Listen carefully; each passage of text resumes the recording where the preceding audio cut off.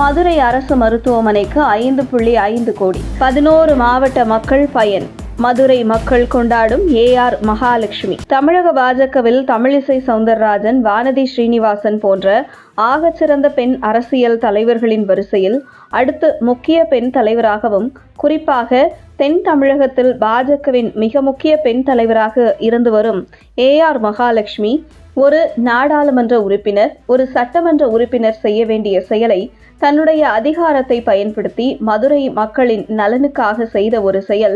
மதுரை உட்பட அதை சுற்றியுள்ள 11 மாவட்ட ஏழை எளிய மக்கள் பயனடைந்து வருகிறார்கள். கடந்த 2016 முதல் 2020 வரை பாஜக மாநில மகளிர் அணி தலைவியாக ஏஆர் மகாலட்சுமி இருந்த அதே காலகட்டத்தில் 2018 முதல் 2021 வரை பவர் கிரிட் கார்ப்பரேஷன் ஆஃப் இந்தியாவின் தனி இயக்குநராக இருந்தார். அப்போது தன்னுடைய அதிகாரத்தை பயன்படுத்தி மதுரை மக்கள் பலனடையும் விதத்தில் மதுரை மக்களுக்கு என்ன தேவை என்பதை மதுரை மாவட்ட ஆட்சியரிடம் ஆலோசனையில் ஈடுபட்டார். அப்போது மதுரை அரசு மருத்துவமனை டீன் மதுரை அரசு மருத்துவமனைக்கு இருதய பரிசோதனை இயந்திரம் தேவைப்படுகிறது என தெரிவிக்க, உடனே அதற்கான முயற்சியில் இறங்கி அப்போது பவர் கிரிட் கார்ப்பரேஷன் ஆஃப் இந்தியாவின் தனி இயக்குநராக இருந்த ஏஆர் மகாலட்சுமி CSR நிதியில் இருந்து 5.5 கோடி ரூபாய் மதிப்பில் மதுரை தெற்கு தொகுதியில் அமைந்துள்ள மதுரை அரசு ராஜாஜி மருத்துவமனைக்கு இருதய பரிசோதனை இயந்திரம் கொண்டு வந்துள்ளார். இதனால் மதுரை மற்றும் அதன் சுற்றுப்பகுதிகளில் உள்ள சுமார் 11 மாவட்டத்தைச் சேர்ந்த மக்கள் பயனடைந்து வருவது குறிப்பிடத்தக்கது. இன்று மிகப்பெரிய அளவில் பேசும் பொருளாக உள்ள திருப்பரங்குன்றம் கார்த்திகை தீபத்தூண் விவகாரம் விஸ்வரூபம் எடுப்பதற்கு முன்பு கடந்த காலங்களில் ஒவ்வொரு வருடம் கார்த்திகை தீப தினம் அன்று மலை உச்சியில் உள்ள கார்த்திகை தீபத்தூணில் தீபம் ஏற்ற இந்து அமைப்புகளுடன் இணைந்து முயன்று பலமுறை ஏஆர் மகாலட்சுமி கைது செய்யப்பட்டுள்ளார்.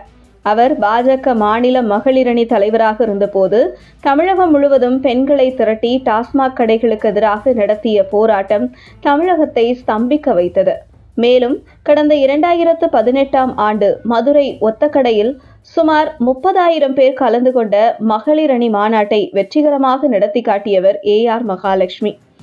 இவர் மகளிரணி மாநில தலைவியாக இருந்த காலகட்டத்தில்தான் மிகப்பெரிய அளவில் பாஜகவில் மகளிர் இணைந்தார்கள். குறிப்பாக அரசியலில் மிரட்டல், உருட்டல் என்பது நிச்சயம் இருக்கும். அதேபோன்று மிரட்டல் தென் தமிழகத்தின் பாஜகவின் முக்கிய அரசியல் பெண் தலைவராகவும் மதுரை பாஜகவின் முகமாகவும் இருந்து வரும் ஏஆர் மகாலட்சுமி அரசியல் வாழ்க்கையிலும் அரங்கேறியது. கடந்த சில வருடத்திற்கு முன்பு அவருடைய வீட்டில் முன்பு அதிகாலை பெட்ரோல் குண்டு வீசப்பட்டதில் அவருடைய கார் தீக்கிரையானது. இருந்தும் அந்த மிரட்டலுக்கெல்லாம் அஞ்சி முடங்கி விடாமல் தொடர்ந்து மதுரை அரசியலில் கோலோச்சி நின்று கொண்டிருக்கிறார் ஏஆர் மகாலட்சுமி.